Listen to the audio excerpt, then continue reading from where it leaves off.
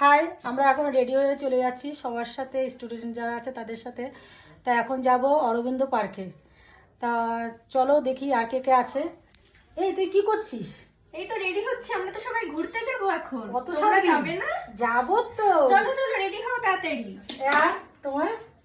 আমি তো ভাবছি আমার দিকে কেউ ঘুরেও তাকাবে না, এত ভাই সাজি। জি বাবা, তুই তো তুই না আমি একটু সেজেনি বলো।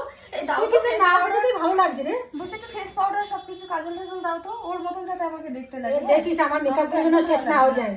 এই তুই সাজবি তো?